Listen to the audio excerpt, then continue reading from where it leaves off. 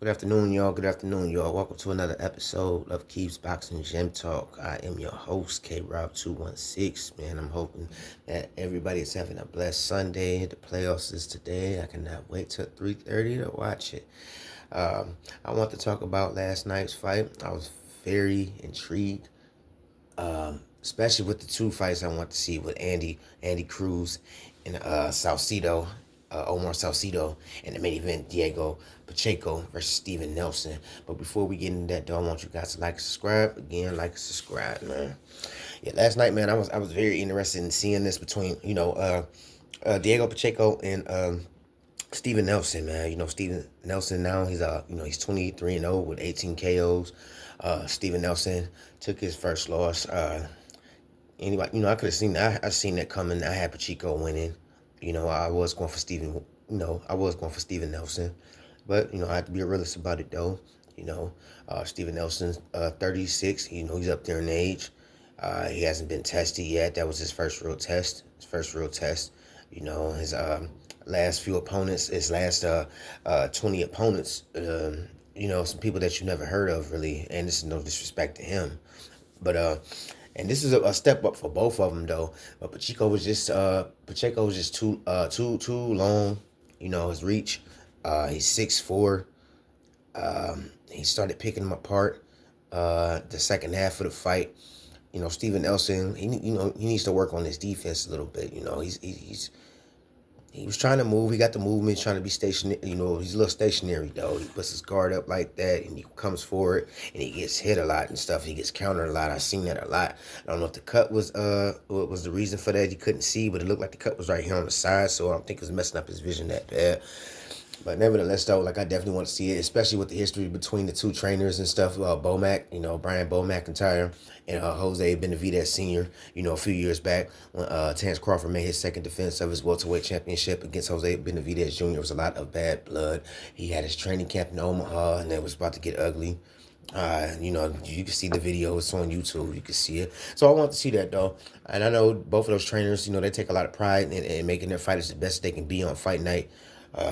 I know they both don't like losing. I know for sure Bomac doesn't like losing. I know he hates that. But nonetheless, man, it was a great fight. What they do from here, I think Pacheco has a bright future. Like I said, he's 6'4". He's got a hell of a long reach. I mean, he still has a lot of stuff to work on, like his defense. He does get hit a lot and stuff like that, especially coming from somebody like Steven Nelson, who's short for the super middleweight division at 5'10". Steven Nelson, his skills is limited. If I'm not mistaken, I think he picked up boxing late. The amateur experience is everything. Like when you start from a little kid, boxing a little kid, and being in hundreds of amateur fights, it pays off and the pay ranks. And just ask Andy Cruz, who I'm about to get to in my next topic.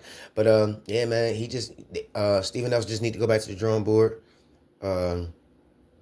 He reminds me a lot of Curtis Stevenson, man. Curtis Stevens, the former middleweight power puncher. He got power, but he's just too short. It's just too, his skills is limited. He holds his guards up like that, and he gets hit and stuff like that. If he could, Steven Nelson should, go down to the middleweight division. If he could, I know he weighed, exactly 168 or whatever. So I don't know if it's a problem, if it's hard for him to get down to 168. While Pacheco, he's 6'3". He was in shape. He came in at 166 and a half. So, I mean, that's just something to think about when him go back to the drawing board. He got a hell of a trainer, Bomac. Bomac is going to do the best he can with him. But, he has nothing to hold his head down about. Steven Nelson, he's a tough fighter. He ate those punches, man. He ate a lot of punches. But you could tell Bomac was getting frustrated with him, saying the referee was going to be threatening to stop the fight, so pick it up. He gave him the best instructions that he could. Nothing to be ashamed of. Diego Pacheco, he has a good trainer, Jose Benavidez Sr. Obviously, Benavidez moving up to 175. And, who knows what the future holds. There's a lot of, speculation, that the Canelo and Crawford is almost a done deal. So we'll see what happens. But I do think he can get him an alphabet title, though. Other fight, Andy Cruz, man. Andy Cruz. Man, he dominated Omar Salcido, man. He dominated him, bro. And that dude, that was a step up in competition, man. He was 20-1 coming into the fight last night.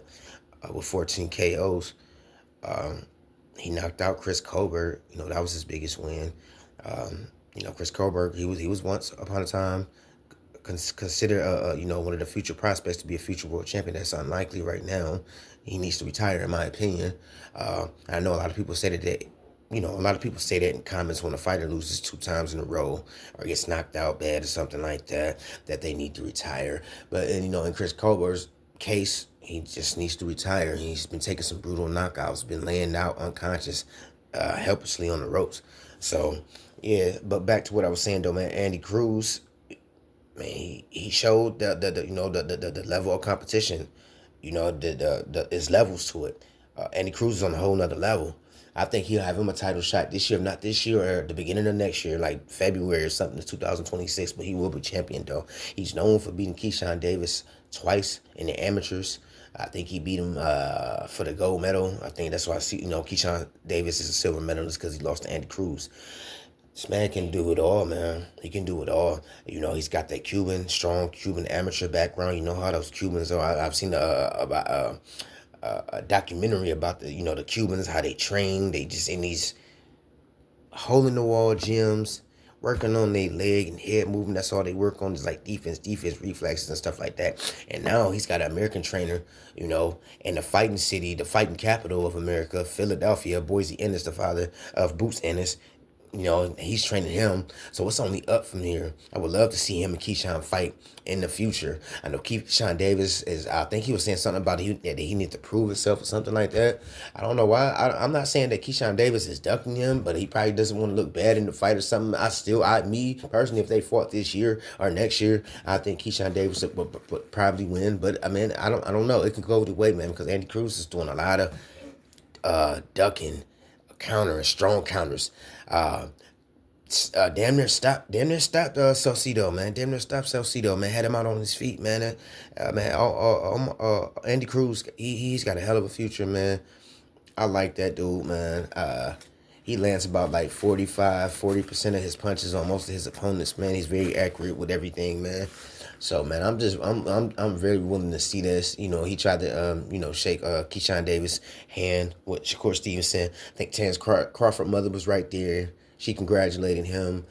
He went to go shake Keyshawn Davis. Keyshawn Davis looked at him like that, did like that and just walked away.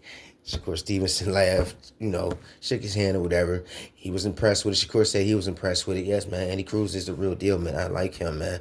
I like him. I just want to see what he does when he gets tested with somebody like a Keyshawn Davis. That's the only thing that the knock on these Cuban fighters because, they're very good. They're very decorated. You can consider them the best in the amateurs is coming from from Cuba. And that's been known for years. And just a lot of them don't translate very well into the paid ranks because they're so defensive minded. Once they get cracked, that's just me. They get cracked and, they get hit and they don't know how to act. They don't know how to react to it. They get hit. It's always defense first in those Cuban gyms. So I want to see what that fight would be about. But that would be a good fight. Nevertheless, though, man, it was a good victory for him, man. Like I said, title shot I see coming pretty soon. Eddie Hearn. I think he got a good future with Andy Cruz, man. I like him. I can't wait to see some more of him this year, man. I love technical fights. I love fighters that, they use their mind. They don't have a lot of power, so they have to use their legs and their defenses and their accuracy and their punches and stuff. But I love it all, though, man. But the other fight, Tito Masato, I think that's his name, or Mikado. Forgive me if I'm pronouncing it wrong. He took out a very, very faded Jose Pedraza.